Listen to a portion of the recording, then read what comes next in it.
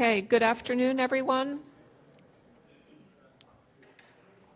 We're going to get started in a minute, so.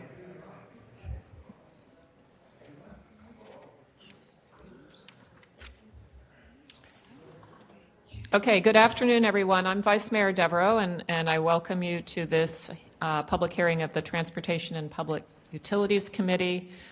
First, I'm going to read the call of the meeting, which is that the Transportation and Public Utilities Committee will conduct a public hearing to discuss application and petition number 4 received by the City Council on March 4, 2019, at our meeting then, submitted by the Cambridge Taxi Drivers and Owners Association, and to discuss whether additional regulations on the transit network companies, TNCs, could be implemented in Cambridge. I want to say, first of all, that this meeting is being televised and recorded and also privately recorded by a member of the press. And you should have an agenda before you. There are ones on the table. If anyone wishes to speak during the public comment period, please make sure that you've signed in with your name. I have a couple of the sign-up sheets here, but if you came in later, go ahead and sign up there and we'll get those. We will also, in a minute, go around the table and introduce each other. I just wanted to say, to set the stage, that when the Taxi Association gave us this petition in early March, it did prompt, I think in my own and my colleagues' minds, that we haven't really had a public conversation about where we stand with the taxi industry in Cambridge, what is going on with regulations with TNCs and the fees that the state is collecting, some of which can help us as a city and also some of which are reserved to help the taxi industry. So I felt it would be a good idea to have a public hearing to give the taxi owners and drivers an opportunity to update us on their situation and to discuss with our staff what the available options are.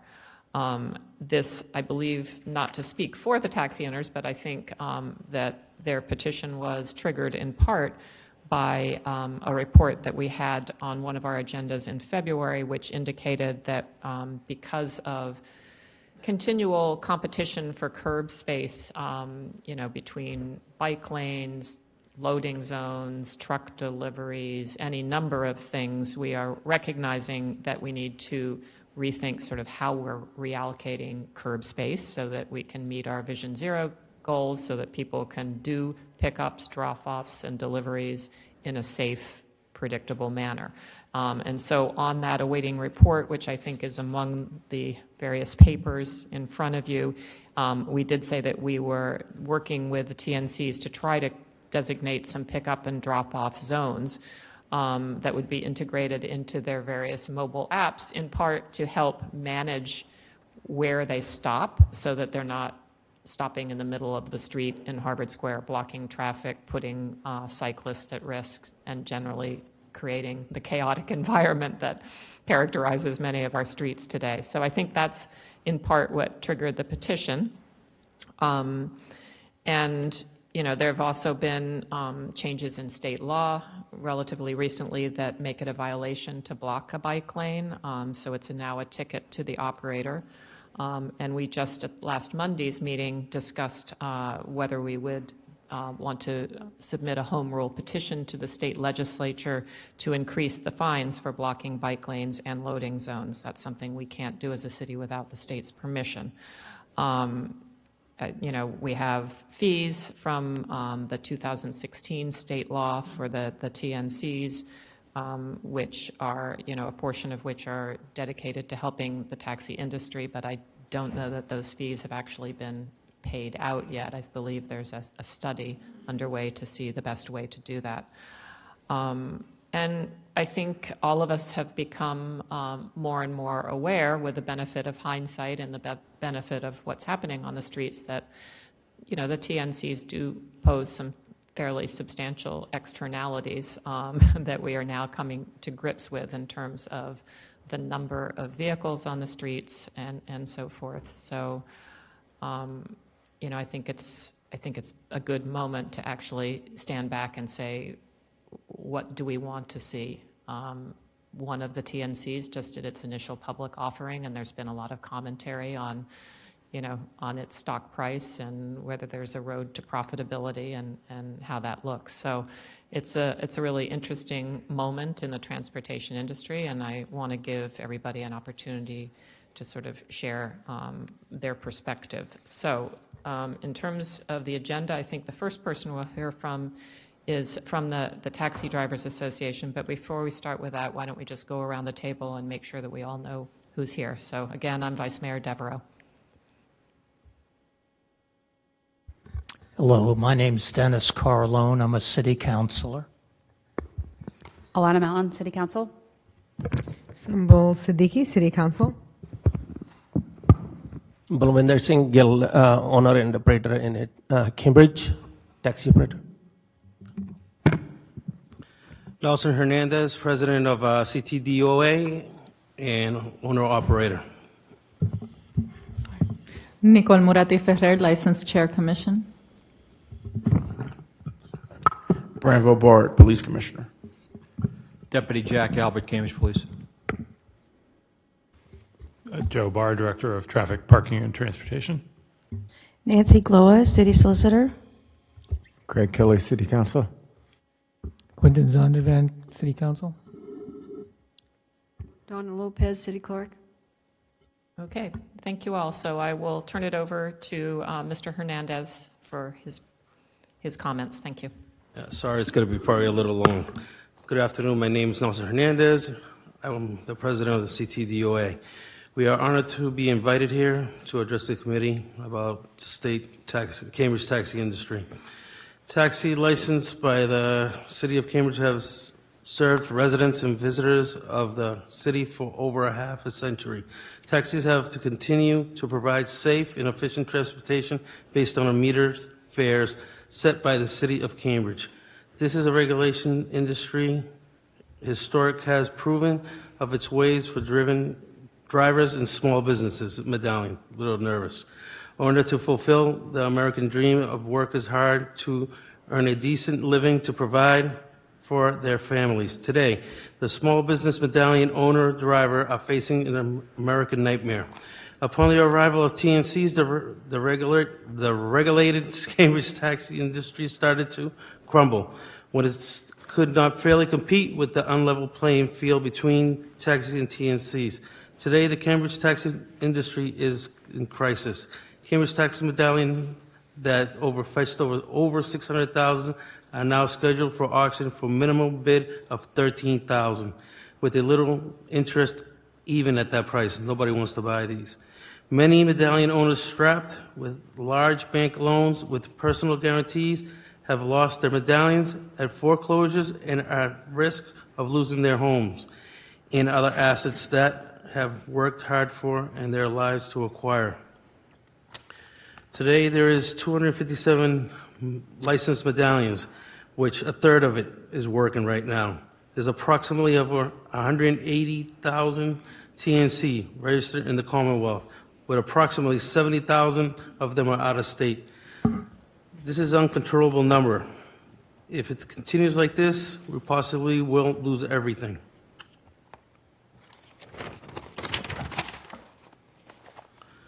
Today we're on life support.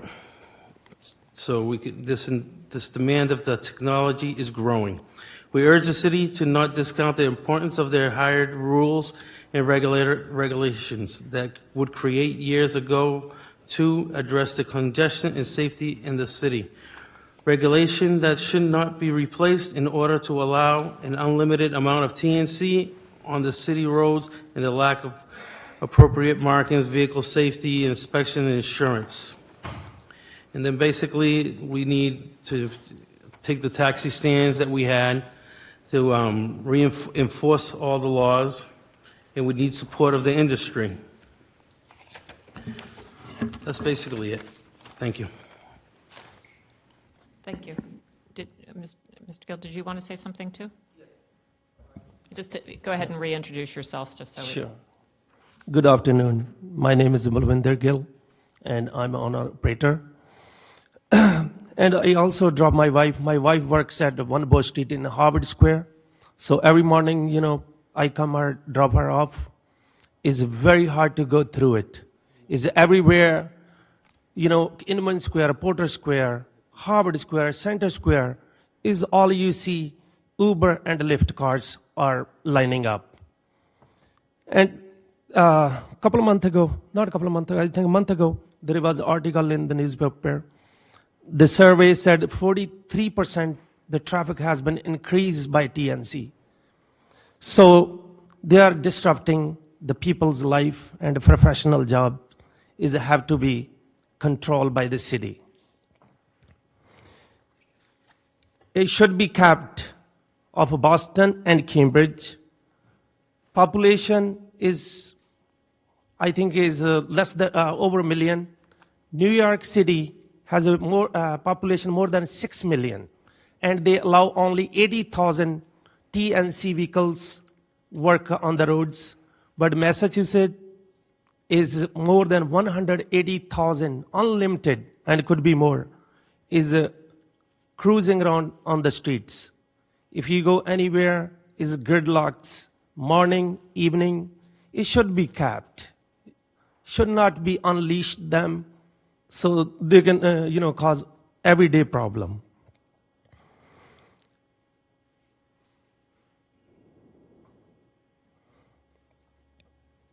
Their vehicle, for safety reason, should be marked, should be numbers on it, so it will be easy to recognize. I think probably everyone know March 30, Saturday 1 p.m., one girl is got raped by Uber driver right on Store Drive.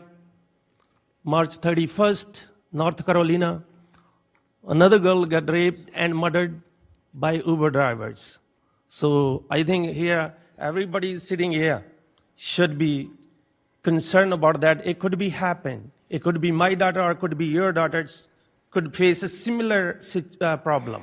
So it have to be taken very seriously to regulate them properly.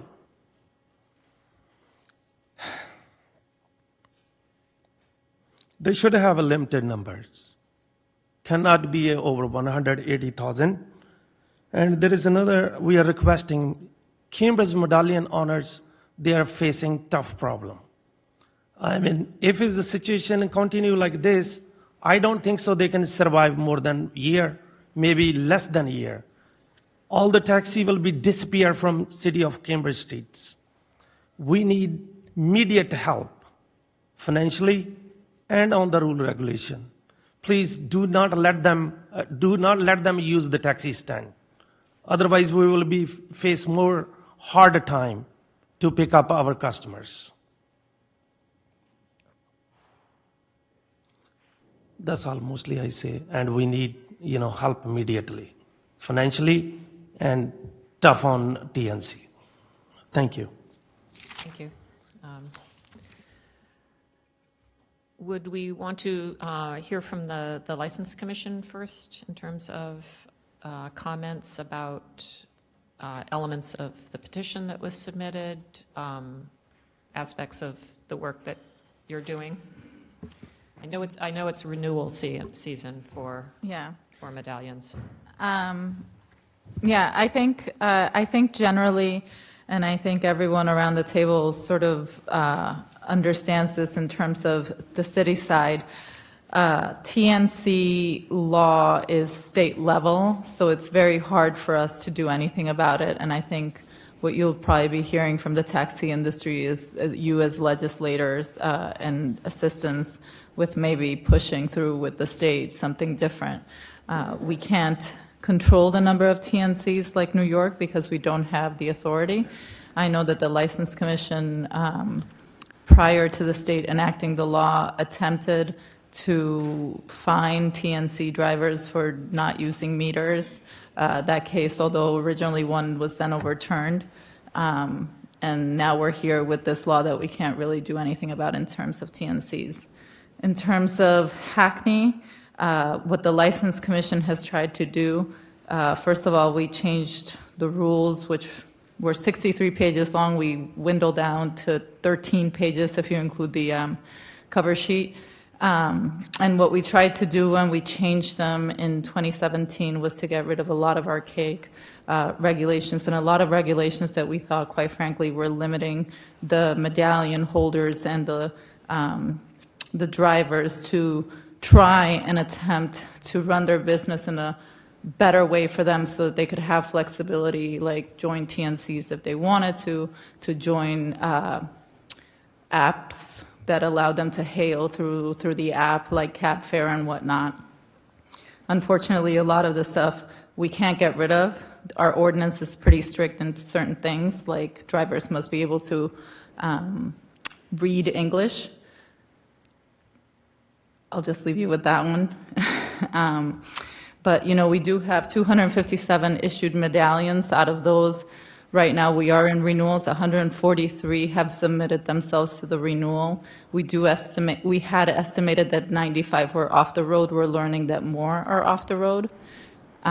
We won't know for sure how many are on the road until we end renewals, which is next Friday. And I think that's basically it in terms of the cab stands. I think that's with traffic and parking, so I'll let Mr. Barr talk about that. Okay, thank you. Joe, do you want to go next? Sure. So, again, Joe Barr, Director of Traffic, Parking, and Transportation. So we handed out, at least as of right now, what we have as our best map of taxi stands in the city.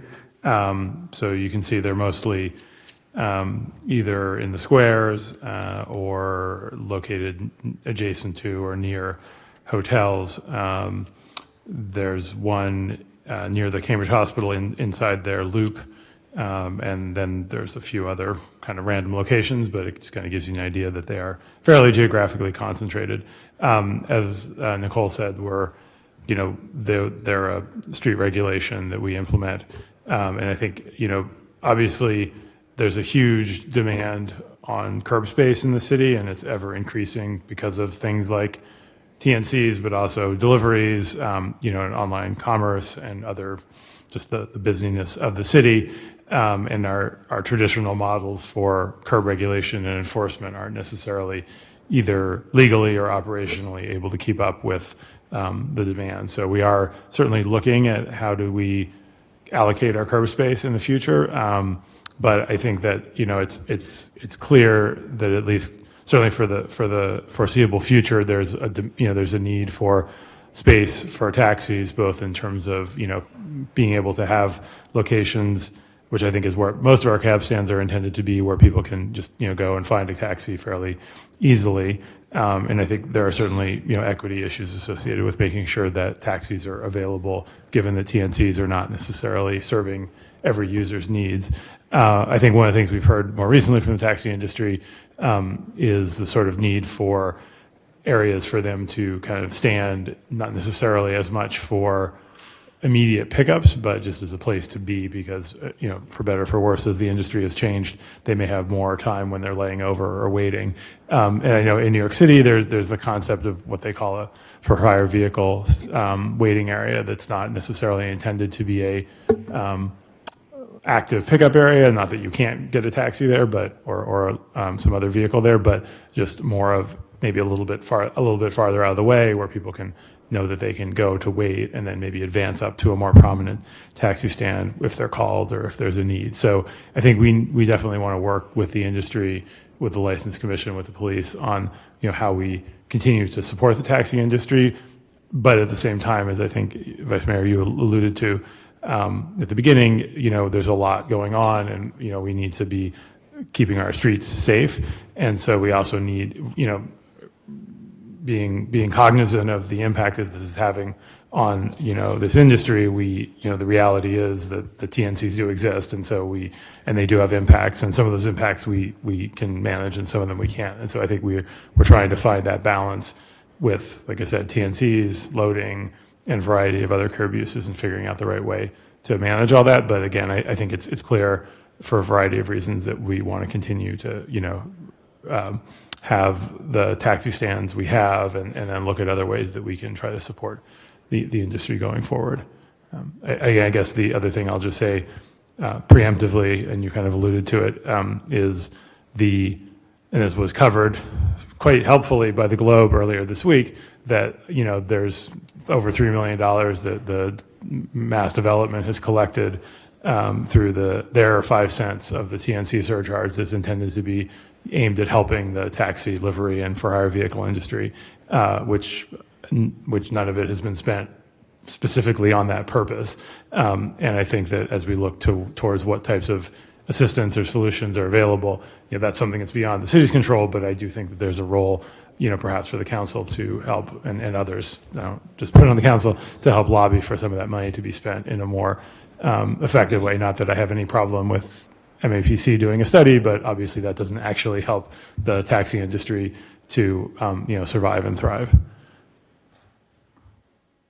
Thank you. Just to follow on to that, for those who didn't read the Globe article, it was by Scott Kirshner, who follows the innovation economy, and he pointed out that of the 20-cent fee that the state law requires be paid for each TNC ride, 5 cents is earmarked for help to the taxi industry, but none of it has been actually distributed, because the first thing that Mass Development, which collects the fee, did was to commission a study from MAPC that is about $49,000, and I don't know at what stage that study's at. So Right. they are studying how to spend the money. Yes, I don't either, but we can certainly try to find out more about that. Okay, thank you. Commissioner Bard, would you like an opportunity? Yeah. Or Yeah, I'm sorry. I just wanted to add something else. Because Mr. Singh did mention in terms of limiting TNCs, which we can't do, but one of the things that we did, that the License Commission did when we changed the taxi rules, we met with the stakeholders various times, and one of the things we got rid of was the rule to the lapse rule and the process for unused medallions, and that was to make sure, one, we said we weren't going to be issuing any new medallions at that time, but that we were also not going to be taking away medallions, because we knew a lot of medallion holders were trying to negotiate with their banks and trying to get those medallions back on the road. So we did do that. I did want to mention that, and we have been waiving all renewal fees in terms of renewals of medallions and driver's licenses, so that, in an attempt, and I know it's not a big thing in terms of the grand scheme of thing of what the taxi industry is looking for, but it's the one way that we know immediately we can help them. Thank you. And just one other clarifying question, and then I'll let some other people speak. I think I also noticed that you eliminated the requirement that the actual vehicle be 5 years old or younger. Is that correct? Yeah, before the vehicles, if your vehicle became 5 years old, it was already vintage, and so you needed some special approval from the License Commission to be able to keep it on the road. We did get rid of that in terms of the vehicles. We also, in terms of the driver's driving history, it used to be 4 moving violations in 7 years. We reduced that to 4 moving violations in 4 years. Okay, thank you. Yes. Jack Albert. I've been involved in this topic for a long time, just before the TNCs actually hit the streets of Cambridge.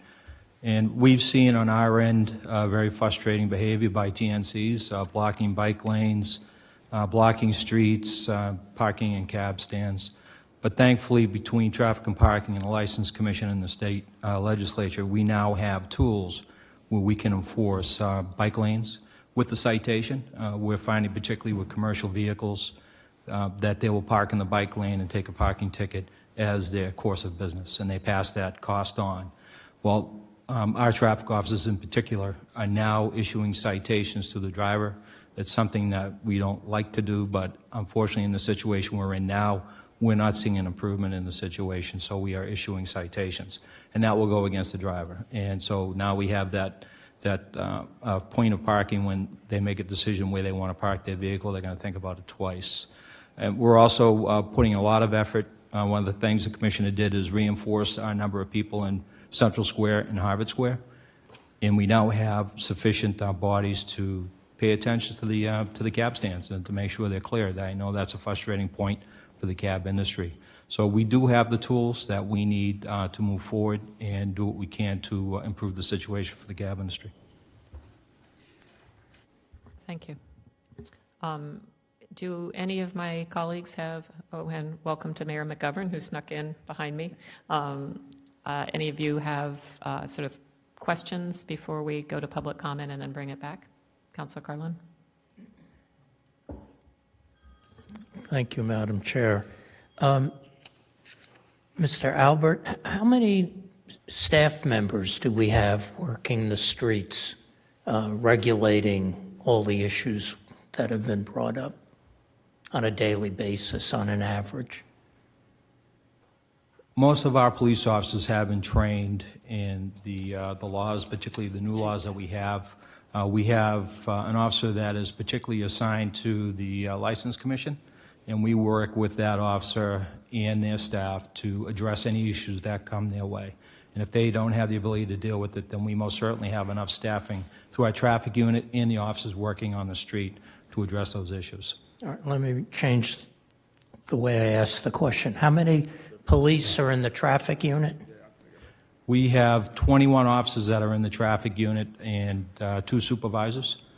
And they're our point of the spear, I guess, if you want to call it. They're the ones that are out there every day going after it, particularly on tour buses, blocking lanes, TNCs, and we're able to use some of the traffic grant funding that we have now that the council has approved. We use a lot of that to go after those issues. So I know we never have enough people. City can't. And there are other issues in the city that we wish were enforced stronger, but is 21, does that seem like still the optimal number given, and I realize you have a budget too, right, but we want to learn about priorities. Is that an optimal number? Realistic? Is that a realistic number? I'll take optimal away. Nothing's optimal. It's a good number. It is. gives us the flexibility to do a lot of things. But I think we all understand that when somebody reports a situation of a car parked in a bike lane, sometimes by the time we get there, it's not there. Or we have an officer that'll go through Harvard Square or Central Square to clear the bike lanes, to clear the taxi stands, and once they go around, there's cars pulling right back in again. And it's not just the TNCs, it's people going into the small businesses. There's a lot of issues just on that one topic. And Thank you. that Please. 21 officers and 2 supervisors represents a high watermark in staffing level in recent years. So, Thank you. Thank you, Madam Chair. Thank you. Councilor Mallon, would you? Thank you, Madam Chair. I'm actually really glad that we're having this conversation today, and I look forward to public comment and hearing more from the taxi drivers. I think this is 2 separate conversations. We're having a conversation about curb allocation, but the bigger conversation is really about TNCs and their role here in the city in both creating what I would consider just a tremendous amount of traffic and havoc, and also creating a crisis, as you mentioned earlier, within our taxi drivers associations, and these are families here, and this is their livelihood, their small businesses, and I think I'm glad we're having this conversation finally, because it's reached that point. I do have a question around, I know we talked about the state level funding of $6 million not being expended, there's doing a study, but the city gets some part of that money, and I think we talked about it being $680,000 for 2018. Do we know does anyone at the table know what the city of Cambridge has done with that $680,000? Yes, through you, Madam Chair. So the 2017 funds, which were received in June-ish of last year, which was about approximately $680,000, those were put towards the Inman Square intersection project, which, we view the safety improvements, the separated bike lanes, other elements as addressing the impacts of TNCs on safety. And if you read the language in the state law, it really talks the city's funding, although I think there are ways to construct an argument that certain parts of it could be spent on direct support or support to the taxi industry. It's really about addressing the impact on our transportation infrastructure of TNCs. So whether that's additional wear and tear on roads, or people, as many have referred to, stopping illegally in bike lanes or things like that. And so again, putting in separated bike lanes and other safety enhancements we view as a appropriate use of the funding. Going forward, we haven't decided. We don't know yet for 2018 how much money we're going to get, despite the fact that it was reported to DPU in February, but they had a flood in their office, and we believe that's delaying their ability to get through everything. In any case, we don't expect it to be any lower. It presumably would be maybe slightly higher. It's hard to tell, but presumably we get a similar allocation. We have not yet decided how those funds will be expended for this year or future years. So theoretically, we might know in June. It might be a little bit later based on the flood. Would it be possible? I mean, there's a list here that the taxi drivers have indicated they could use our help with, and part of it has to do with funding, right? So supporting the rollout of a universal citywide e-hailing booking application. There's an app approved in New York City that's looking to expand to the city of Cambridge. That could be something that we could support perhaps out of that funding, and we should if we can. Develop a new logo to be added to the exterior. There's a number of ways in here that we can financially, as a city, support the taxi industry so that they feel supported and we can do something.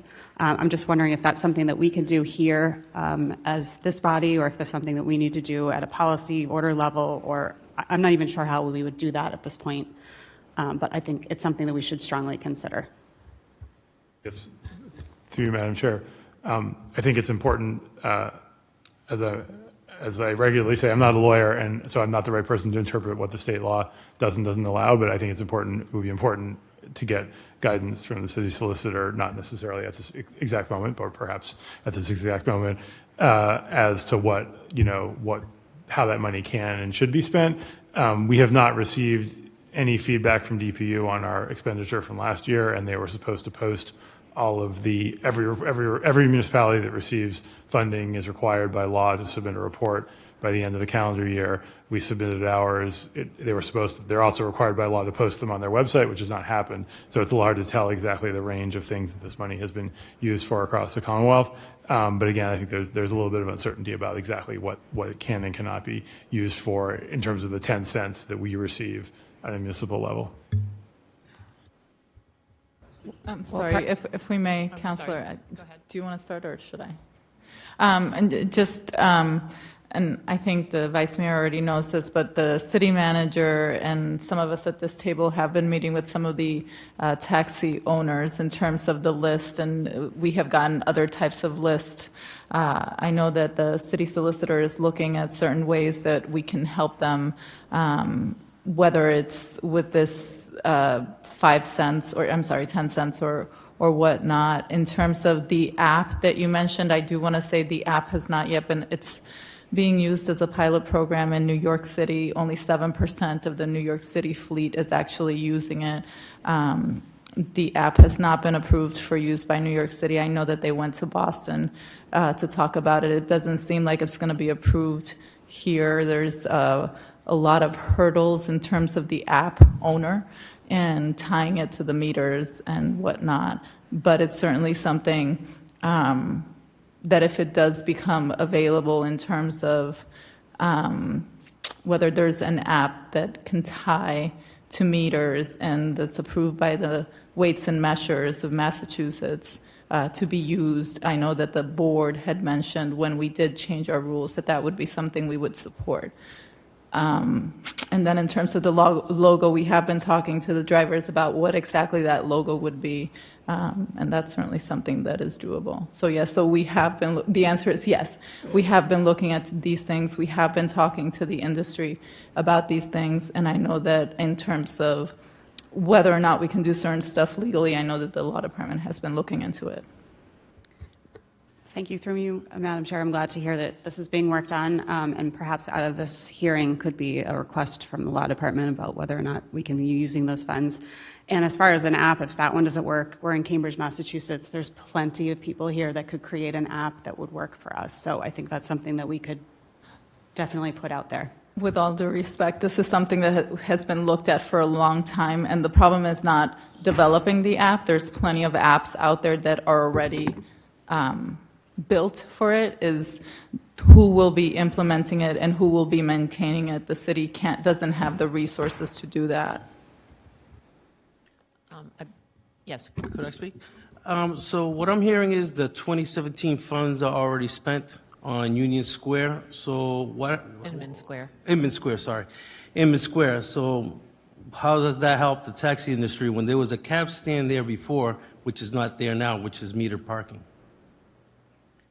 Well, I'll let Mr. Barr answer in a minute, but one of the things is we have two different pots of money, right? So the funds that went to Inman Square are out of so there's a total 20-cent fee. 10 cents goes to the city. The city is allowed to use that on the kinds of improvements for safety that Mr. Barr was describing. Then there's the other 5 cents. There's another 5 cents, which is supposed to be directed to help the taxi industry, and that is the amount of money that is under study. So I don't know, Through you're Madam shaking your head. Chair, That was the way I read the law. I'm sorry if that's wrong. the money that the statute clearly provides can be used to support the taxi industry, can be used by the state to support the taxi industry. The money that the city has control over, we are still looking into whether we can use it. I would note, however, that even if we could use money to support the taxi industry, it would have to be for a public purpose, and it would not be something where we would just be able to provide funds or cars or things like that to businesses, small businesses. So those are all issues that we're still looking at. Okay, did that answer your question? Well, I'm still hasn't answered if the 2017 funds were already spent. The 2017 funds have been appropriated for the Inman Square project. And again, it's based on our understanding of the law. It's fully in line with what the expected use of those funds is. So basically, you use the funds for the city, not for the cab industry. Through you, Madam Chair, again, the money that the city receives is intended to address the impacts of the TNC industry on the city's infrastructure. The money, the 5 cents that the Mass Development Finance Agency receives is specifically intended to address the impact of the TNC industry on the taxi and the broader for-hire vehicle industry. So, I mean, we, as the city solicitor said, we are looking into if there are ways the city's money can be used to support the taxi industry, but the way the law is written, that's not the direct intent, although it's certainly, I think, potentially an allowable use of some amount of the funds. So basically, what I'm hearing is that the city can do whatever they want with the money. If it's good for the city, it doesn't matter for the cab industry, because the TNCs are going to do whatever they want anyway. As though you can see, because we got traffic all over the place, and we didn't create that traffic. So you're using our money to fix the traffic for the city of Cambridge. It's not for the taxi industry. So I believe the money should be used in a different way. I don't know. Yeah, thank you. I think the mayor would like a chance to say something, and then Councilor Zondervan. So, you need a microphone. Thanks. I'll just be brief, but I did want to follow up on something that Councilor Mallon was talking about in terms of, the app. And, we can talk about taxi stands all day long. I see people getting into Ubers and Lyfts right in front of taxi stands with taxis right there. So it's about convenience, right? It's convenient to get on an app and charge something directly to your credit card and have them come get you. And because there are so many more TNCs on the road than taxis, I can get an Uber at my house in 2 minutes, where it might take 15 minutes, to get a taxi, or 20 minutes to get a taxi. So I really think we need to move more quickly. I'm not a world traveler, okay? We all know that. But in the last year, I've been to Philly and San Antonio and DC. They all have apps on their cabs that say, call this number, to do this. So clearly it's being done in a lot of places. and they have figured out how to do it. But really, this is an issue of that I think could be the biggest thing we could do to support the taxi industry, is to make it more convenient for people to use taxis as opposed to using TNCs. And so I think we should be focusing on that. And I think the enforcement is tough, right? Because, how many seconds does it take for someone to jump out of a TNC and then move on? And it's even different than a taxi too, right? Because if I took a taxi home from the airport the other day, Monday, and taxi stops in front of my house, I pay with a credit card, I'm in the taxi for a good minute or so, doing that transaction. If they were double parked in a bike lane, that gives a little more time for the police if they see them. TNCs, people are in and out within seconds, so it makes enforcement really difficult. But enforcement is what's going to get people's attention, and you give somebody a $500 fine or a $250 fine, maybe they think twice about doing it next time. But I do think the app piece, this is, whether you like TNCs or not, they're incredibly convenient for people to use, and that's why people use them. And we need to help the taxi industry in that way, so people start seeing and promoting it as well. And I had this conversation with many folks from the taxi industry a couple of years ago, and and I'm going to share the responsibility. I think we all have a piece in this. I think the taxi industry too has a responsibility in this. It's not, the city's not going to do everything for the taxi industry. There were battles for years about taxi cabs taking credit cards in Cambridge. It's a complaint I heard all the time. And then in comes a TNC that's very convenient, and now people turn to that. So we need the taxi industry help in this too, in being innovative and coming together. And I know that there wasn't always agreement in the industry about that, but the city's not going to be able to just do everything to help this, but we need to be doing more. But I encourage the taxi industry too to be part of that and be willing to make investments in innovation for your own survival. And that hasn't always been the case. And so I think we need to really come together around this, because I think it is important. And as Councilor Mallon said, people are losing their homes over this, and nobody wants to see that. But it's going to take a team effort to do this, and that's going to mean some flexibility from the industry as well. Through you, if I may clarify something, there is an app already available here in Cambridge. It's called Cab Fare, and it's an app that we brought to Cambridge when we went to a symposium of different places. Cab Fare came to us. They wanted to present to us. They presented to the License Commission their hailing app. We said that we were fine with it. We brought all the medallion owners. We invited all of the medallion owners to come. We introduced them, and I know some of them have taken it and some of them have not. We provided information to all the hotels in the city of Cambridge in terms of the Cab Fare app, and basically you can use the app to hail the cab. What you can't do right now, and what doesn't appear to be out there yet, is an app that does what the Uber app or the Lyft or the TNC app does, which is one, give you price prediction. Sort of like, this will be what your ride is at. You can hail the cab, you can get in the cab, you can pay through the app that we have right now, but what you won't probably get is sort of, your trip would be $30 or something like that. So that's something that I think we need to publicize that more. I noticed in the other cities, just in Philly this weekend, that had that painted on the side of, every cab had, the app logo or the app, address or phone number or whatever it was, which I don't see on taxis here. So again, this is sort of this has to be a partnership, right? So we have this app. Who's promoting it? Is it the city's job to promote it, or is it the cab industry's job to promote it? I suggested a couple of years ago why, there should be, the cab industry should take out an ad or an article in the local paper or something to say, we have this app, come, this is why taxis are important. So again, this has to go in both directions too.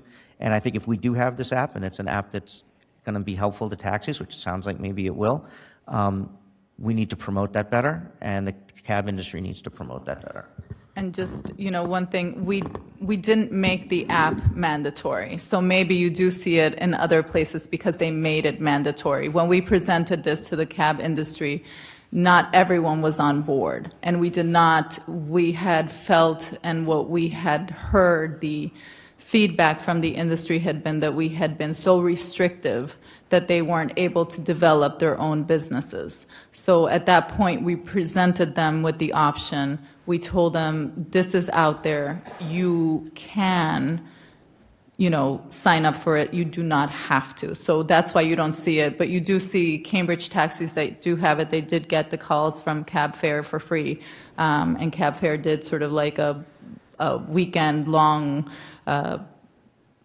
promotion in Harvard Square and MIT and whatnot, and I think they launched it during graduation weekend. So, it was done, but we did not make it for all cabs. We didn't want to restrict them that way. Could I speak on that note about the Cab Fair? Cab Fair came in, did a little promotion here and there, and it went in and out right away, because basically it was a charge-based app. It was not a booking app. That's why the cab industry did not pick up on it. So they need to make it more of a booking app, make it like the TNCs. That way they can pay from their credit card. Right now, we're looking into Wave, I believe, right now. Wave. It's in New York. And we're trying to work in right now. I think we're doing a little study on it right now. And and it's supposed to go into Boston. We might start it here in Cambridge, but there'll be, it's a very excellent, it's just like Uber. But like I say, we still have to try and see if we can get it going in here in Cambridge, which I understand that we're pretty open on the app, but the point is, let's see if it works. And like I said, that Cab Fair is no good no more. It's not even here. I know the guy used to call me, doesn't call me. He's never really gave me a job. Is basically, he says, well, we'll have you using Cab Fair in Central Square at a certain time. And that's the way it is. So right now we're going to start doing they're going to start doing a pilot plan, but it's basically going to be in between families to see how they can work it. If you're there, you're here, let's say you're at Harvard Square or you're in Cambridge. That's basically what we need to compete. And still, basically that wave will give you a flat rate. So let's say it's like from Central Square to there, it's $6. It'll be that $6. It'll be based on time and the distance. So it's upfront pricing. So we're looking into that, where it works. And also, we used to have like a little committee, like I'm going to say about 10 years ago, that we used to all sit down, the hotels, the police, everybody, and have a little conversation of what's going on in the city. And they would try to promote the cabs. They were trying to promote it, but I don't know. But at that time, it would work. Some things would work, some things wouldn't work. But in the past 5 years, 6 years, committee's gone. I haven't seen it. I was part of the committee myself. And that's why we're here right now, trying to see what we can do. Thank you. I want to hear from Councilor Zondervan, and then in a few minutes, we're going to open up public comment because I see we have a lot of people here. Go ahead. Thank you, Madam Chair. Through you, I recently downloaded another app called Curb, which is advertised on all the Boston City cabs. I am a software entrepreneur, so I know a little bit about making apps. I've made some myself. I don't think that's the problem here. I believe the license commissioner indicated that the taxis could join existing TNCs. Is that correct? So, so one of the questions had been presented whether they could operate as a TNC, and the answer was yes. That's what the license commission told them. So, again, those apps are out there, and taxis could join them if they wanted to. And so my understanding is that that's not the problem, right? One of the problems that we're dealing with is that the TNCs are basically pricing the taxi business out, right? And that's an injustice. That's how business disruption works, unfortunately. And as was indicated earlier, we are not able as the city to prevent that, right? So they can charge much lower rates and basically price the taxi drivers out. So if we're sincere about trying to address the issue, then we need to really talk about the pricing. One of the things that we could be considering is congestion pricing, which would also reduce the amount of cars on our streets. And New York State actually just approved that possibility for New York City. So I would like us to think about doing something like that here. Another idea that occurs to me is that we could try to incentivize electric vehicles being used as taxis. Maybe through some of this funding that we do get from the state, maybe we can figure out a loan program or some other incentive program that would allow the taxi industry to take advantage of that opportunity. I agree with the mayor that, that it's not the taxi industry's fault, but they are being disrupted, and they do also need to evolve in order to survive, and this could be one way to help them do that. And then in terms of the enforcement side, I see a lot of TNCs idling in our parking meter spots, and that really has to stop. I mean, it's just right here on Bishop Allen. Almost every day I'm walking by, and there's 3 or 4 people sitting in their car on their phone, idling the car. So I do think that we can do more on the enforcement side, and I'm always amazed that we say we can't do more enforcement, because if we're doing it right, it means we're getting more revenues too. So we should be able to pay for the enforcement that we need to do. We also need to consider going to some way of allowing people to submit violations via photographs taken on their phones. It can be reviewed by a police officer, and then a ticket can be issued, so that we're not as limited by the amount of personnel that we can put on the street. Those are just some ideas that I've had.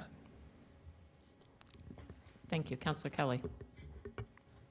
Thank you. I agree that we seem to be having a couple of discussions, one of which is what we need state approval for, and that would be things like requiring Uber drivers and TNC drivers to be marked, which I think would really change the safety aspects, because these cars are almost like clown cars. They pull in front of you in the bike lane, the doors open immediately because there is no transaction, and all of a sudden you've got this hazard in front of you that wasn't there before.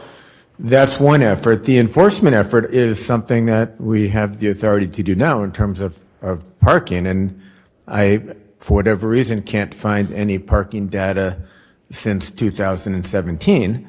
But going off of that 1.5-year-old parking enforcement data, it looks like our taxi stand parking enforcement dropped dramatically from 2014 to 2016, 2017, and our no standing and some of our other enforcement efforts did as well. And I agree with Councillor Zondervan that when I bike around, I see countless people parked somewhere on their phone, and I assume, and I don't generally know because the markings are poor, but I assume many of them are TNC people waiting for the next ride, which is why they can be at someone's house in 30 seconds. So if we want to do what we can to be fair, the immediate place we can start is that level of enforcement, because we don't have to ask anyone for permission. We're simply not doing it because, for whatever reason, at least according to the data I've looked at, which again is 1.5 years old, we apparently don't seem to care that much, which I think is very unfortunate. Okay, thank you. Well, at this point, since we're an hour into a 2-hour hearing, I'm going to open for public comment. I have sign-up sheets, and I think there's probably still another on the table. But when I call your name, come up to that one, make sure that the little green light indicates that the microphone is on, say your name and your address. I think given the number, we'll probably be at, try to keep it under 3 minutes, please. The first name I have is Mr. Gill, who's sitting at the table, so I think we'll skip you. And I'm sorry, please forgive me in advance if I mispronounce your name. The second name looks like Kuldip Singh. Is that Kuldeep? Thank you. Make sure the microphone is on, is the green light. There you go. And speak directly into it so we can hear. Thank you, Mr. Mayor and City Council and my colleague drivers. As I've been a driver for 24 years, and the first Hackney license got it from the city of Cambridge. And as I see the TNC's influence, every city and all the state level, it's tough to make a living driving taxi cabs. As I heard Mr. Mayor said, TNCs are more reliable, they're convenient. Mr. Mayor can get TNC in 2 minutes rather than taxi in 15 minutes or something like that. I feel like if the city likes TNC too much, convenient, cheaper, all the other things, they're getting free lunch, they have no rule and regulations. Taxis have all the rule and regulations. Driver have to get a Hackney license, attend the Hackney school, pay for their books. I remember we need to read the map, how you read the map, old days. Now it's not anymore. So my recommendations, as I feel, we don't need taxis anymore. We don't need medallions anymore. When the TNC is very reliable. So that's what I said. City will consider that, buy back all the medallions. Let TNC work. So everybody, all the taxi medallions owner will be happy. We can't hang in between. Follow the different rules, TNC and the medallion owners and operators. We have all the rules to follow. The TNC have no rule to follow. I can sign up today and drive tomorrow with my personal car. I don't have to have a Hackney license. I don't have to have a medallion. I don't have to pay $6,000, $7,000 a year for insurance. How can I charge less people when I'm paying $7,000 insurance for my taxi medallion for liability? Plus medallion, plus to buy a medallion was more than $600,000. Now it's $13,000. Maybe you can get it or not. Nobody's buying them. You know why? Because TNC has no caps. Medallion has caps. City didn't issue the medallions. As like the business grows up, city should issue the more medallions, have a reliable app, and let the people get a convenience of the taxi cab. So if the city don't want, as like we discussed a few years ago, we were saying, okay, ban the TNCs from all the hotels. Nothing has been done. We should do that, as the taxis can stand near the hotels and make a living. That's all I want to say. Thank you very much. Thank you for coming to speak. Next person signed up is Walid Nakul. And again, forgive me if I haven't pronounced your name right. Go ahead and correct me. I have no... Thank you. Good afternoon. Thank you very much for allowing me to speak before you. Ladies. I think the green light isn't on anymore. Sorry. Okay. My name is Walid Nakhul, and I'm the owner of Cambridge Shagger Cab. I own 24 medallions. Basically, I put all my investment, my family's investment in that company. And now I'm losing everything. My family, my kids, they will not have any inheritance whatsoever. I'm going to get to the point about the parking. Right now, the business is so slow that The cab stands in the city of Cambridge are not enough to carry the cab that park on the stand because they don't move as fast. So that should eliminate any talks about those TNC vehicle to park on taxi stand because there is not going to be a room for them because we can't move. Second, when I came here, Mr. Mayor, on your door there's a sign that says climate change is real. I agree with you. I believe in climate change is real. But what are you doing? What are you going to do about it? You're allowing 100,000 of cars, cruising around the city idly and this and that.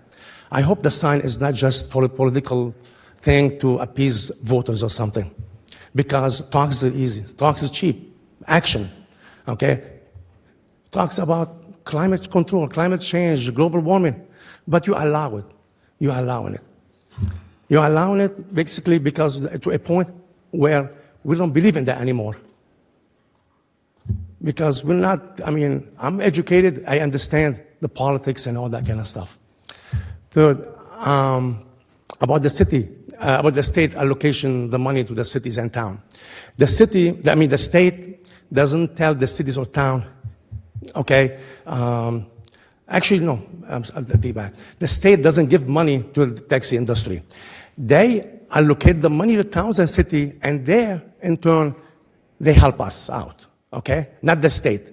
So every penny that the cities get from the state, part from the Uber and who live on the TNCs, okay?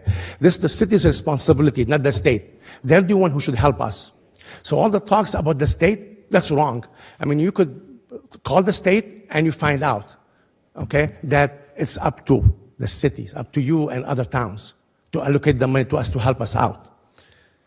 Because otherwise, it's wrong. Then, when they created the rules, the state also stated that they cannot pick up within 50 feet of the cab stands. So I don't know why should you allow them to pick up on the stand. That's the reason why when they made the rules. Before we start talking, maybe you should get the book, all the rules from the state, and read it, and just comprehend, understand, and see what's going on before we make rules and regulations. Okay. Third, we are being suffocated by the cities. Nobody helps us. We're dying slowly. We're dying slowly. Have mercy on us. Have mercy on us. Not on us on our families. Basically, you're giving jobs to those two TNC drivers, but in the meantime, you're removing our jobs away. You're taking our jobs away, our livelihood away. So what good does it do? What good does it do? You give one person a job and you eliminate the other? And we've been here before. We're before them. We invested our fortune and we've been helping the city and serving the city of Cambridge for a long, long time, before even I was born and before we all were born. And you let some people from other towns and cities, and then beside that tragedy that happened in Carolina, South Carolina, or North Carolina, whatever, they say, according to the news, they say it was an Uber, she got the wrong car, so that victim was a shame. But you know what? They all look alike. They all look the same. How could she tell? Without decals or anything like that.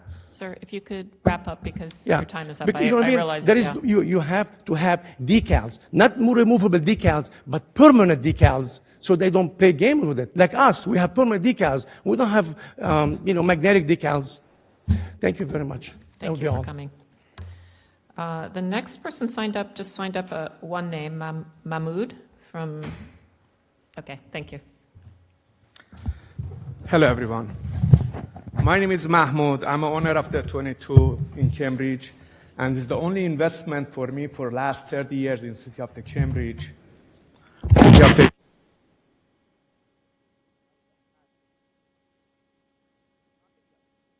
Just speak into the mic because we're being recorded, so yeah, you can pull it down. Okay. So that way that people watching at home can hear you. Thank you. So, this hall was made by a lot of law and the regulation and measurement.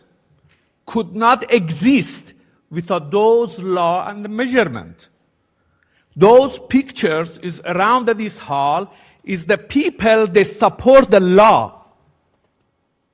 Chaos does not establish anything. Everything is under regulation and the law. And don't tell me a state regulate the transportation. We have MIT and Harvard in the city of the Cambridge. Their voice is all over the world. How the Cambridge city is not able to have a voice against of the state? Corporation is not have a right to control the government. The kosher money comes from the state is not kosher. The city of the Cambridge is not poor to accept that donation to support the taxi business.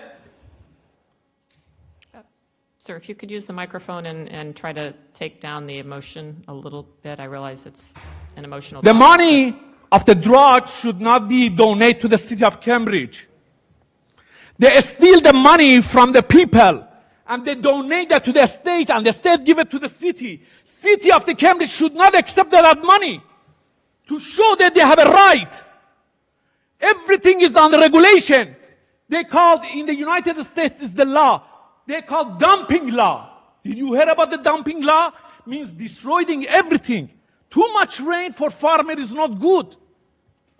We need the limitation of the rain. Rain is good. Everything you are here under the ceiling.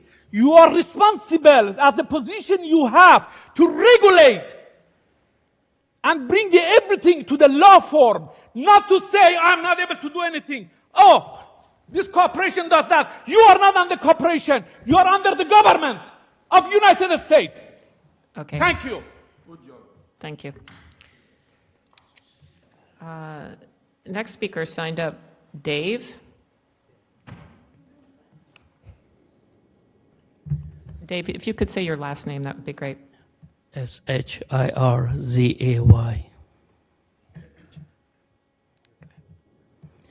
Good afternoon, member of the City Hall, media, and my colleagues, and if the member of TNC is here. And we are here based on the TNC asking here for, they're looking for just basically here the stand for them. My personal request for the member of the council from the city, if you like to vote for them, I'm just asking simple as this. Cambridge City starting from the MIT, go all the way to Airwife, based on my knowledge, a cabbie. Or you guarantee on this one, if you approve, just imagine, if you approve this one, who's going to give guarantee they're going to decrease this traffic? Based on my laptop, I can see there was 2017, they approved just their law. They were saying they had a vehicle, 180,000 vehicle. How we can accommodate those vehicles? I do understand they got their approval law from the state. Mr. Mayor, I cannot go talk to Charlie Baker. You can do. All of you can somehow can connect it with the state. Not tomorrow, not in 1 week, in a couple of months. Me and my colleague, included of today, or anytime when we're coming here, we're not going to get 1 penny since we're sitting here. But even right now, you guys are here, you get paid, you know that. And I will say thank you for the last time when you guys receiving the money, you're spending somehow, but the name was that they put on the bill was for the taxi. You suppose fight be off of us. I have documents to show you, sir. I'm under the debt, most of them. I've been driving more than a decade. You can somehow tell them, listen, thanks for the Elizabeth Lynn. Long time ago, they were sent 2 medallions. Just 2 medallions, sir. All those hybrid taxi, you can see the street. There was, from that 2 medallion, we was somehow put those taxis from the road. From the traffic division, sir is here. From this law enforcement is here. He's doing a really good job here. He's sitting right here in front of me. I know personally. From the commissioner also, they're doing some hackney, something really good. Again, Elizabeth Lynn was called the TNC last time, a couple of years ago. Somehow we was asked them, There's another solution for the TNC. Uber or Lyft, they can give their app to us.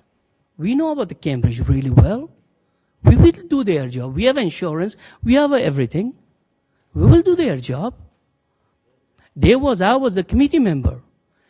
Their lawyer, they were blindfolded. They will say, no, we cannot give to Cambridge driver. And another recommendation, if they can also give us opportunity, instead of the taxi number license, they can let us to put the LV plate for the taxi. They can lower our also insurance. And again, I will finish my things. If you guys giving that stand for these people, I'm not going to take longer. Star Drive recently happened. North Carolina happened. Who's going to take the guarantee? Whoever going to park that spot. Recently, you see the media, they was plotting in Cambridge because Cambridge was the safest city because Cambridge over all those things. Let Boston, they give him 3-4 stand, give him 2 years. After 2 years, we will see again, maybe at least we have some more data. Then after that, we will talk about it. Please. Thank you. Your time is up. And if anyone who has come to speak has comments in writing that they would like to give to the clerk, she can put them in the basket. Thank you, there. everyone. Thank you so much. Next speaker, Tarl Chi. I can't read the handwriting, and it looks like the last name may begin with a K. Tarl. Is that ringing a bell? He's not here, but can I say a word because I'm involved in this? Well, sir, we have some. Let me go through the list, and then I'll give you an opportunity to speak. So, okay, so he's not here.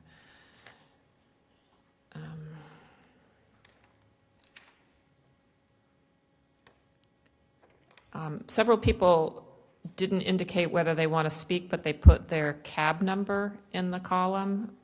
So I don't know. There's one that says 183. Jack, did you wish to speak? Yes. Okay, then come on up.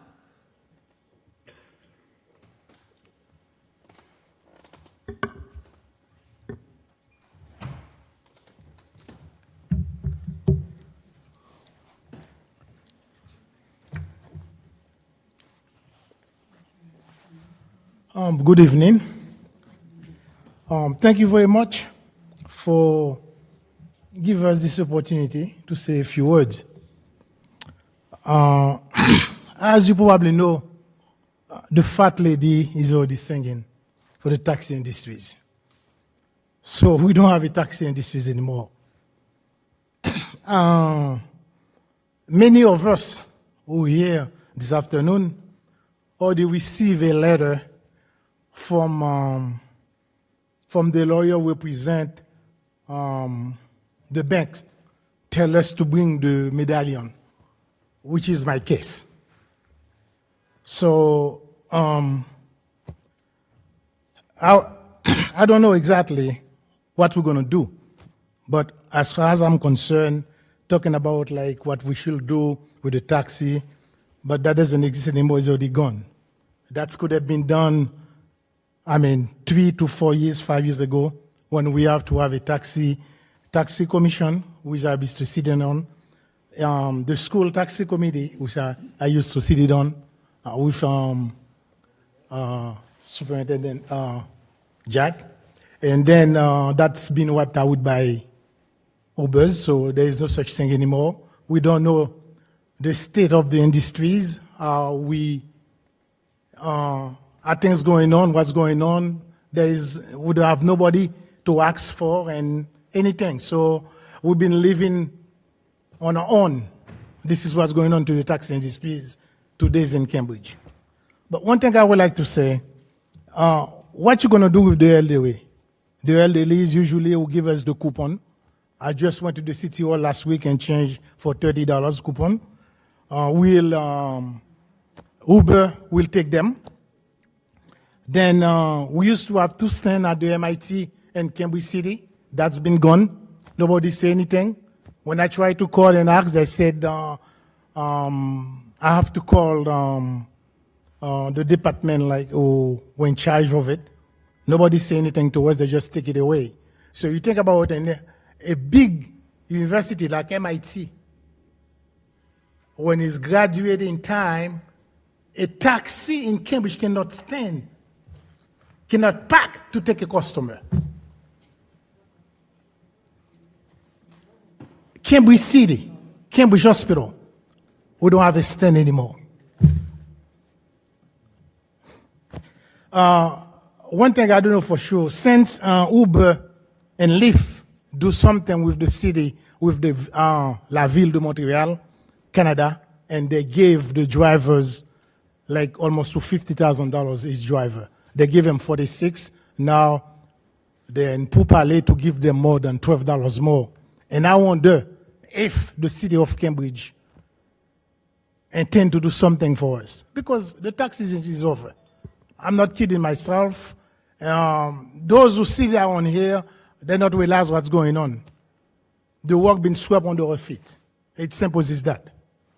We cannot compete with Uber because the prices. Yes. Uber doesn't have anything, and they get everything. When even I get friends of mine driving for Ubers, when they have a long distance job, they don't tell them how much they're going to get. After they drop the customer and they pop up the price. Leave it or like it. Is the government do something about it? Nothing. The fare can be $400, Uber give them $50. If they reply, they shut them out. Okay, sir. No one say anything. Thank you. Your time's up, and thank you for coming to speak. Thank you. Okay, so no one else on this sheet has actually said yes. So I guess at this point, I'm going to say if there's someone who'd like to speak, this gentleman, come on up, and we'll go through anyone else who would like to speak. Yes, I thank you. It's an honor to be here. My name is Mohamed Malik, and I actually want to speak about this two subjects here. It's about the app, and it's about the how to help us with the money, the 10 cents a dime. We were meeting with the city manager here, the honorable year, and we've been working on a program to buy us a hybrid. And all of us agreed, most of the taxi driver agreed to pay $3,500, and the city will come up with the rest. That's including the money come from the TNC through the state.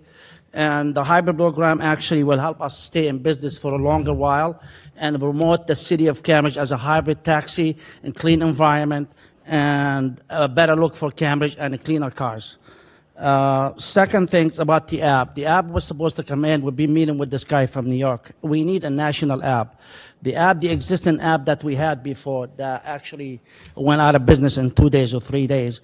He came in and he has no funding at all to advertise, and it wasn't a booking app. Like the person in Central Square at 4 o'clock in the morning on Harvard Street has 4 bags and a cab with the app at Central Square stand.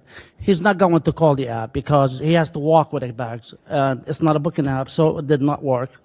And the guy who owns the app did not want to do it changes because he's from Australia somewhere, so that's not going to work for us. We need to support a national app, which is the app is coming here. I think it's up pricing app. It's based on the meter, exactly, based on the time and the traffic on the meter, and it will help us to sustain the business and create more business. So for the person who's coming from, let's say, California, he will have the same app. He does not have to download a different app and do such things. He'll use the same app. The same person who's actually coming from New York, he'll use the same app. Same person. So as you know, most of our taxi business is about 60% from the businesses in Cambridge, not from the residents. And about the other TNC, the most important thing is to put decals on them, and numbers from 4 corners and a big number from the back so we could actually spot the crime. So a person will see this car, such vehicle did the crime. Uber 56, Uber 59, Uber such number did. Lyft such TNC such number did. We have plates coming from New York that they doing such things. We have people sleeping in the parking lots because they cannot go back to Connecticut. They come here Thursday and they go back Sunday back home. They work here in Massachusetts because they cannot work in New York City because New York has TNC plates. Same things for people from a different state. So we need the support for the app and we need support for the hybrid program. Thank you. Thank you very much for coming. Is there anyone else who Yes.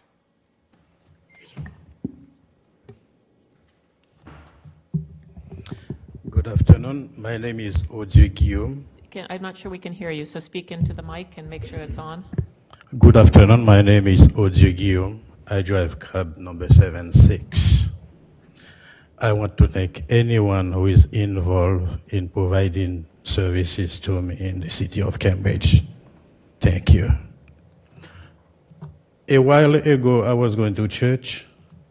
I was kind of late and I parked my car. I went to the service.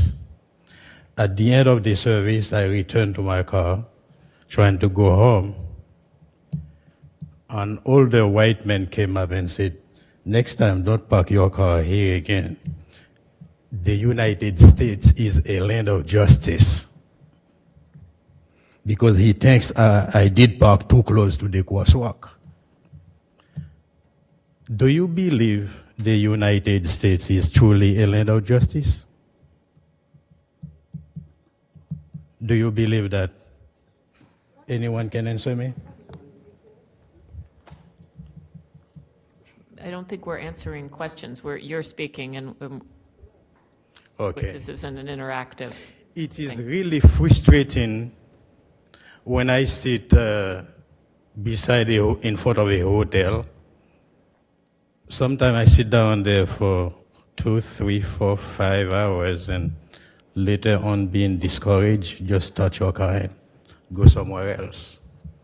When you see a license plate coming from California, coming from Maine, coming from anywhere in the country, is allowed to work, while me as a resident of the United States of Massachusetts, I cannot work. And I think it is everywhere. Is that part of the justice? Thank you. Thank you, sir. Come up. Hello. Good afternoon, everyone. My name is Janelle Cherilus. So I very appreciate your time by offering us a meeting today. Mr. the Mayor, City Council, Law Enforcement. I've been an owner operator in Cambridge. It's over 30 years. I'm sure you all know this is a critical moment for the cab industry. Not only for the job on the street, but the big are forcing a lot of owners to be out. So I wish you guys can come up with the law or something, policy, to help the people who's going out of business. It is a tough moment. I understand and I feel the pain, not only myself, for my colleague, my brothers and sisters who have no other job. Mr. the Mayor, we cannot compete with the Uber. This is left and right, dark and the day. Uber has no expenses. We are ready to help the industry. What are you guys gonna do for us at this moment to help the industry? This is my question. Yes, we need the apps. Where's the money coming from? Are you guys ready to willing to help us with expense? You're talking about the ads, newspaper, on the phone. We know where to put the ads, and the city, at the airport, we know. But how are we gonna do it? Are you willing, please, or think about it? Or we create a committee after this meeting, we can come back again next week, next month. We have like a continuing meeting forward to resolve this. I'm sure, Mr. the Mayor, you're not gonna let us go into this wall today without settle something. I understand Uber need a parking space. Uber need to drop off. They convenient.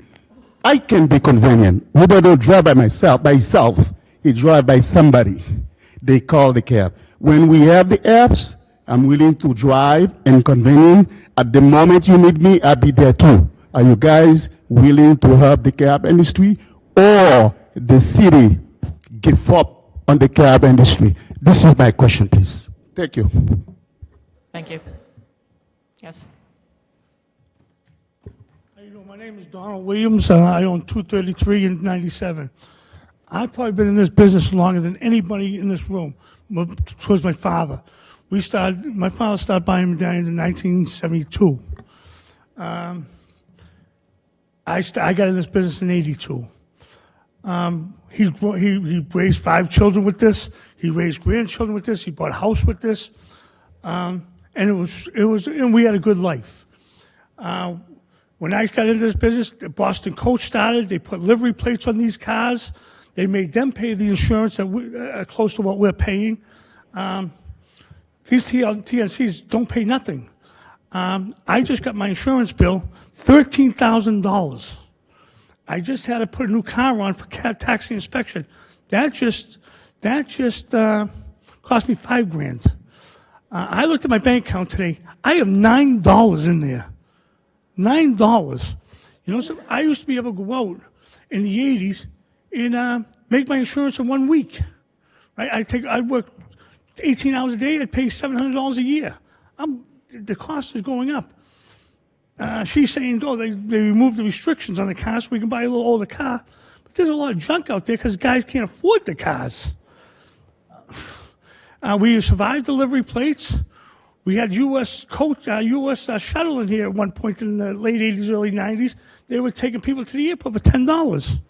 Right? And everybody thought, oh, this is going to be the end of the cabs. You know something? They couldn't afford to do it with buying these plates and this insurance. They went out of business. You know, because they wanted to try to undercut the cabs. We're fighting. Harvard brings in tour buses to take people to the airport and graduations and stuff, and that's their business. We survived that. We can't survive this TNC with no relief.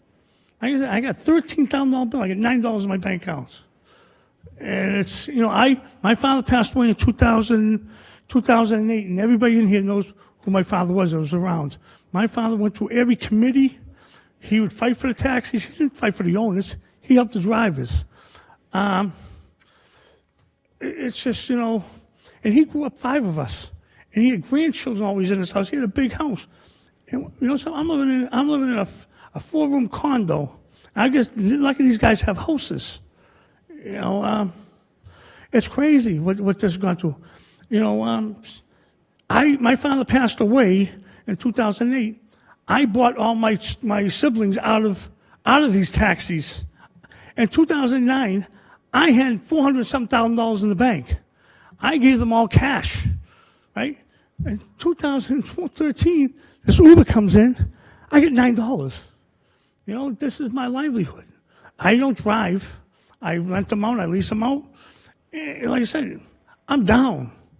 You know, and I'm struggling to keep them alive, and I've been doing it like a few other guys, but there's a lot of guys, you know, a lot of houses, a lot of homes, a lot of families are getting ruined. People, I'm hearing this one's getting divorced. Their kids won't talk to them because they just spent all their money on their cabs. Thank you. I appreciate it. Thank you.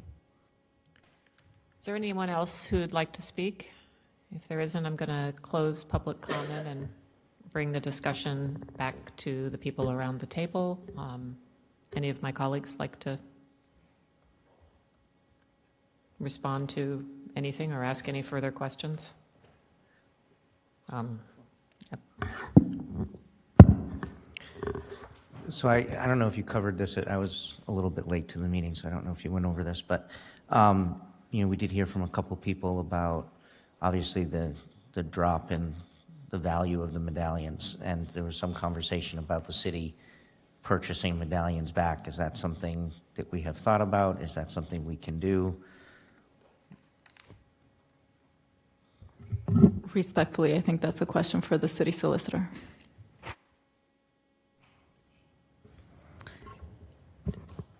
We don't think that we can buy the medallions back as a straight out, we just pay for them.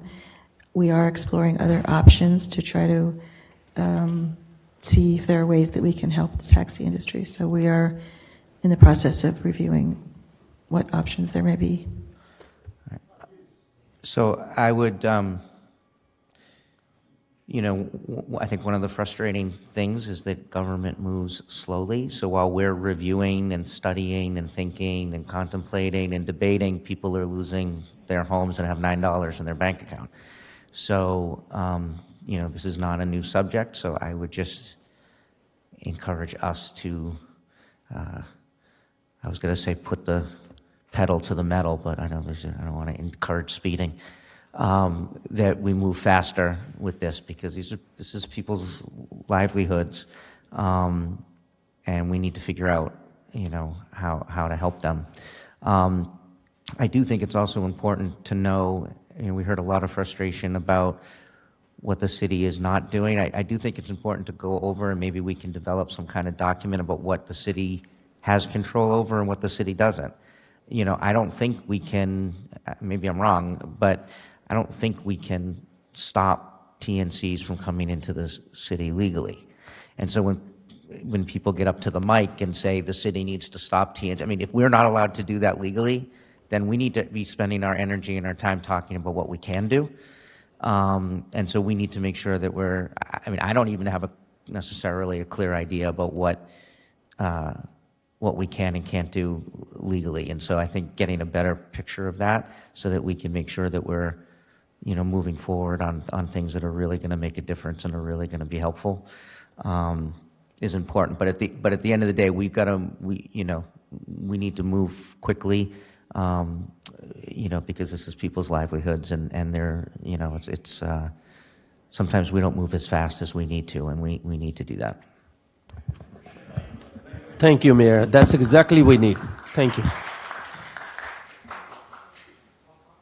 No, we've closed public comment, I'm sorry. And yes, we actually did discuss what we can do before you came in.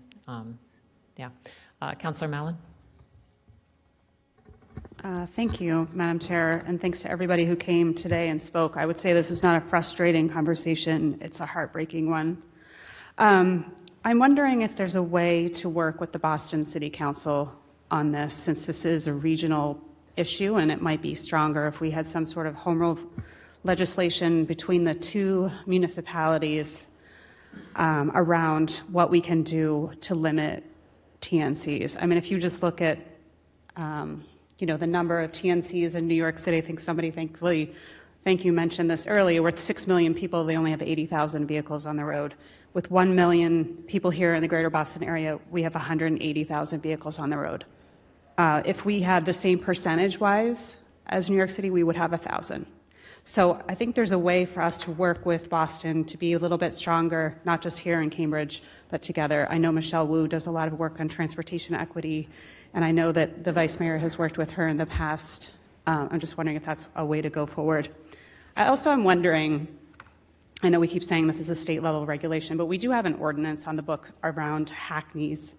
And is there a way we could work within our existing ordinance to require, just to get creative, I just actually don't know the answer to this question. So, if you're a taxi driver and you are working within our hackney ordinance, cars have to be presented for examination and must have a valid state registration. Is there a way to get creative in our own ordinance and do something here where we have to require an examination of any TNC and limit the number of TNC examinations per year? I don't know, but I think this has reached a level where I don't feel comfortable saying this is just a state level thing and there's nothing we can do here. I think there's a way to get creative here, and I'd like to see us do it. Could I speak? Thank you. I'm seeing some heads shake over there. I want to get to Councillor Zondervan, but did you want an opportunity to respond to what Councillor Mallon was saying? It reminded me of something I wish I'd said earlier, so through Madam Chair.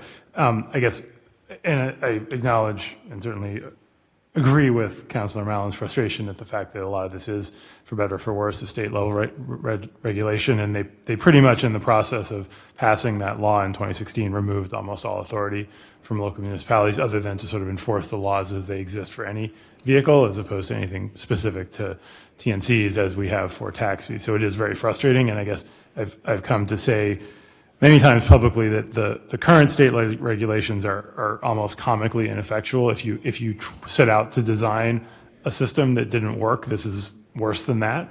And even down to basic things like the DPU expects the local police to be able to enforce whether a driver has passed all the background checks and has the right insurance, but has absolutely no way to communicate that information outside of their own agency. So there's no hope for the police to be able to figure out whether the driver has that insurance. So it's just a terrible system, to be quite frank. So I would tend to agree with your earlier sentiment that, and the city of Boston has put out some thoughts on, on a potential bill and a rework of the TNC regulations at the state level. And so I don't disagree that we should try to be as creative as we can at the local level to the extent that we can, but I do think that it's very important that we focus as well, not just, but to focus as well on improving the state regulation. And I think this is a story you're hearing throughout the country that, the initial round of TNC regulations, many of which followed the same model where the TNCs came in with and sort of lobbied for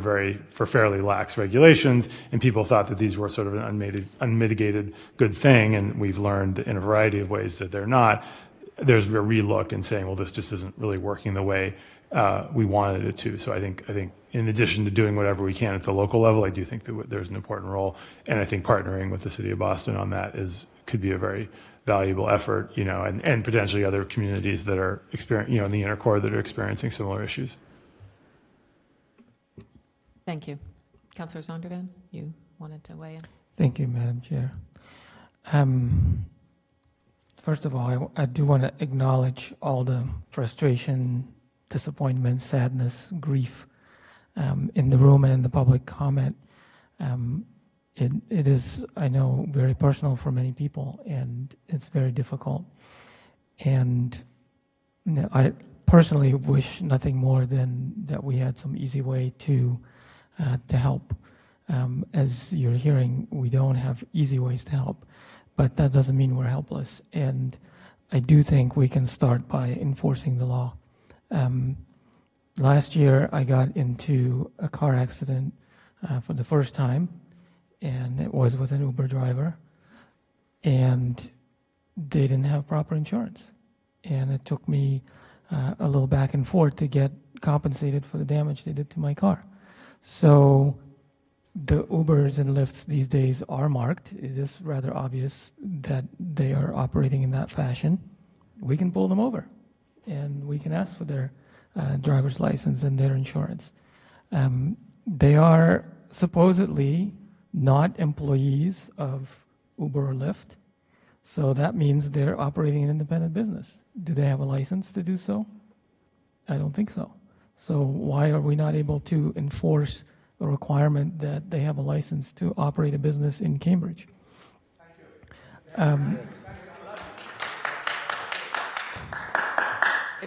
If I could ask you not to interrupt by applause. Go ahead. Thank you, Madam Chair. You're done. This is all part of a broader injustice in our society, and I'm sad to say that, even if we do all the right things in the next few years and we're able to sustain the taxi industry for a little bit longer, the taxi industry and people driving Uber and Lyft are facing challenges from automation. We will be looking at cars that drive themselves, and even fewer people will be getting paid to do that work. So we need to look at the bigger picture as well and think about how we are going to ensure justice for our working people in this country, in this state, in this city as we go forward, because this is just the tip of the iceberg, the canary in the coal mine of what we're facing. Thank you. Thank you.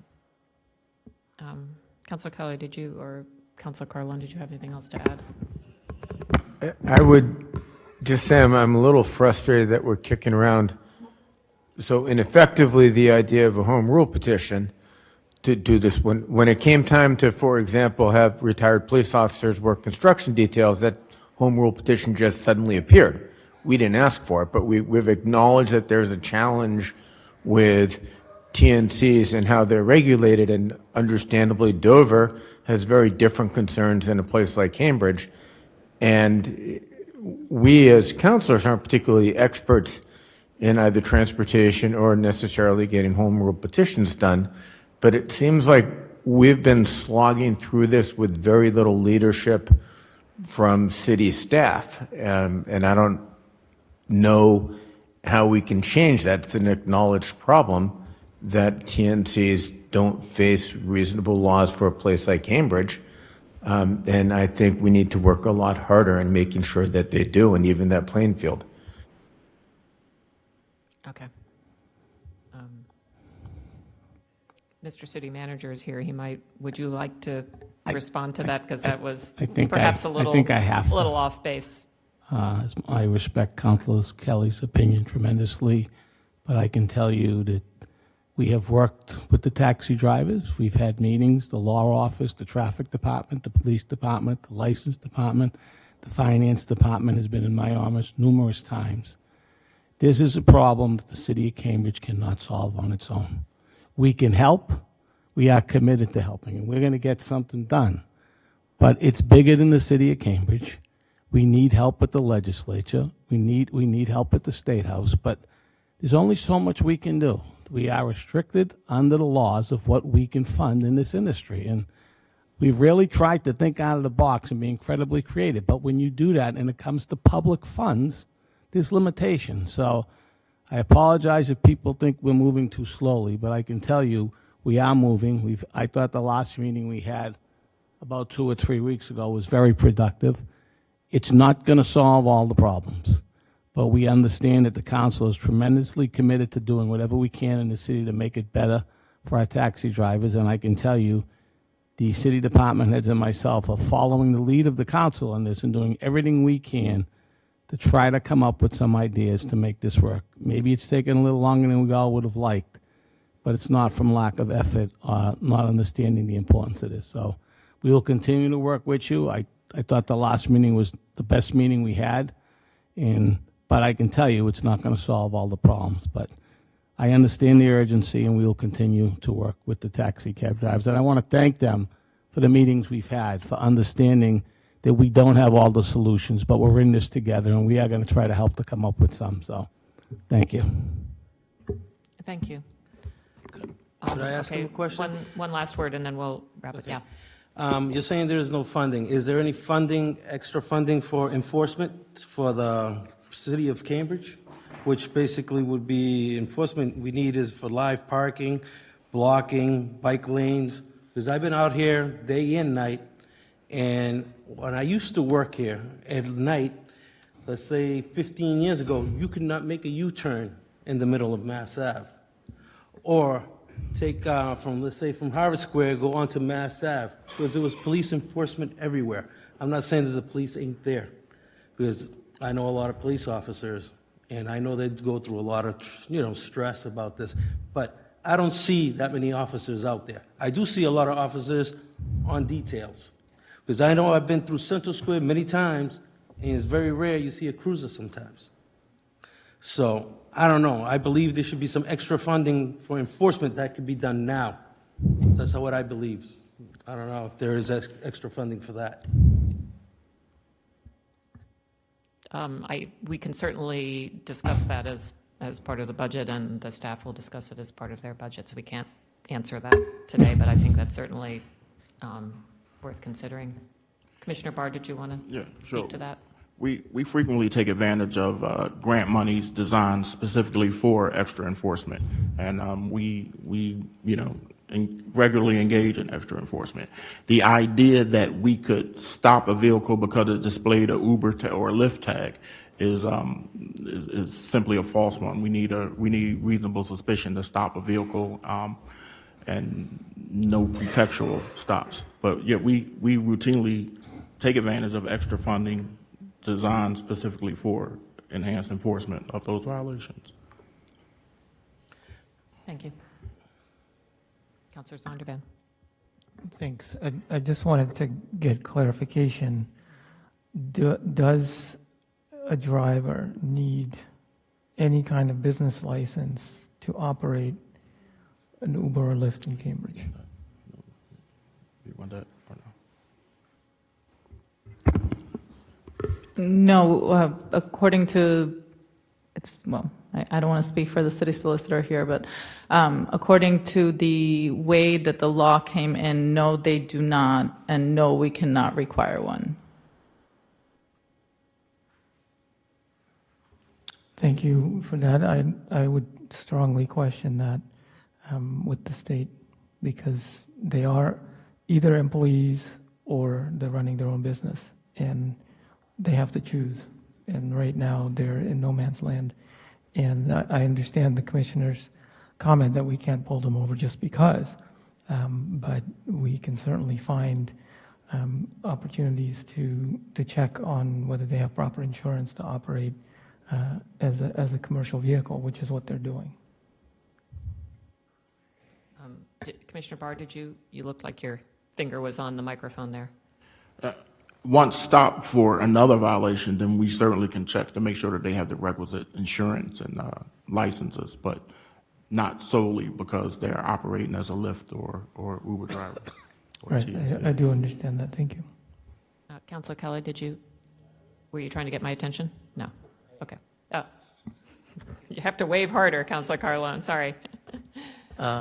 We're all obviously everybody in the room is obviously very frustrated by this, and it doesn't give you enough satisfaction, those who are attending, to know that everybody in the council feels this frustration as well. At one point, Airbnbs were not meant to be registered, and through state law, now they're registered. So this could be the same kind of thinking, as Councilor Mallon said, work with Boston, Somerville, Brookline, the core cities, and set up some rules that make sense. If it makes sense, like Airbnbs being registered and ensuring that they are safe places to have others stay over, it seems to me it's the same thing with vehicles on our streets. So this should be considered, and I honestly can't imagine that would not be approved if we're talking about all the things that we brought up, but focusing on safety and knowing who is insured and who isn't. It seems pretty straightforward to me. Okay, one more thing, and then I'm going to make some closing remarks, and we'll adjourn. Yes. Thank you. I understand, the vehicles registered in Massachusetts, they allow. But what about the cars are coming from New Hampshire, Connecticut, and they're doing TNC work here? Can you check them out? Because New Hampshire plates, they don't have any insurance. They are self. So they cannot check them either? I can't answer that. Through you, Madam Vice Mayor, the same rules apply. Irrespective of the tag that's on the car and what state issued that tag. If a predicate violation didn't occur, then we don't have the reasonable suspicion to stop that vehicle and make any interrogatories. As a home rule petition, could that be put in as in Cambridge here? That anybody that's not in the Massachusetts plate cannot pick up here? Because the way I look at it is, if I can't take my cab to Georgia and pick up over there, or even Boston, which is right over Somerville, I get pulled over, they impound my cab, $500 fine, I got to go to court. Well, certainly, a home rule petition could hypothetically say anything. Whether it would gain any traction in the state legislature is another matter. I think to sort of try to wrap up what is really not a conversation that has any closure at the moment, and I want to acknowledge that, as my colleagues have. This is difficult to hear. Taxi owners and drivers are small business people, and it is really devastating to see an industry implode. And it's interesting that we refer to it as the taxi industry, because essentially there isn't one centralized industry. There are a bunch of independent owners, even independent of each other, taxi owner drivers in Cambridge versus those in Boston versus those in Brookline and other cities, and there isn't a centralized entity, that represents all of you and that can bring your different perspectives together into one unified voice. By contrast, the TNCs are companies that are heavily backed with venture capital money. They've been willing to lose money hand over fist on discounted fares and other things, obviously to the detriment of the so-called taxi industry. And I think we will continue to see fallout from that, in all respects. I don't think it's likely that we'll continue to see those discounted fares forever, or even that the TNC industry will look the same in 2 years or 5 years as it does today. So this is a very fluid, market at the moment, and all of us are trying to figure out where it's going and how we can be fair and equitable by you all, and most importantly, serve the transportation needs that residents, visitors, and so forth have. I mean, stepping back, this is an industry that is intended to further mobility. It is one of many options that people have before them. And, if we want to have a viable industry of any kind that offers rides to people in what we call today cars, I don't know what they'll be called in 10 years if robots are driving them, then we're going to have to figure out something. I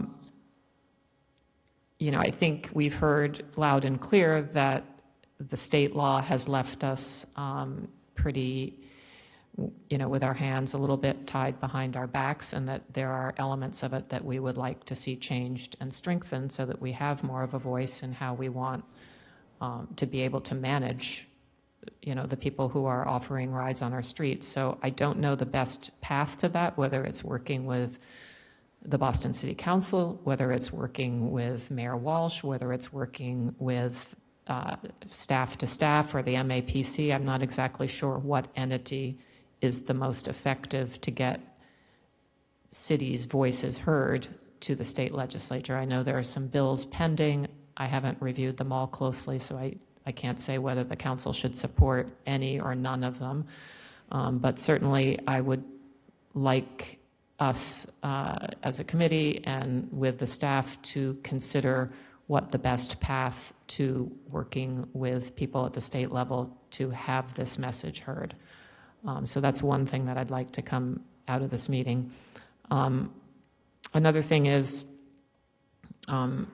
we've heard from the city manager and from people around the table that we are meeting with the taxi owners. We also heard that there used to be regular meetings that don't happen. So I hope that those meetings are sort of happening on a regular basis and are somewhat formalized, because I think it is important for our staff and for the taxi owners to be regularly meeting to work through these issues so that we are not letting things, just drift. And I'm not reproaching anyone. I'm just encouraging us to stay focused on working together in that way. One very micro thing is we heard that there is no longer a taxi stand near MIT. And I believe that may have been relocated during the South Mass Ave, improvements that we did. And if there is a way to have some taxi presence near MIT, I think we've heard from the owners that would be helpful. And I think, an emphasis on enforcement of all cars, regardless of whether they're TNCs or taxis idling in the wrong places or other private vehicles. I think that is something that we hear every single day, that enforcement just is, is a game of whack-a-mole, but we need to dedicate more resources to it. So I think the only order that I would have coming out of this is for us to ask the city manager and the staff to continue to work with the taxi industry and to work with us on going to the state with changes to the state law that we think would help both the taxi industry and help us manage the situation on the street. Does that seem amenable? Councilor Mellon, did you want to add something? I think one other thing that was mentioned in the meeting was getting an opinion from the city solicitor on what to do with the 2018 funding.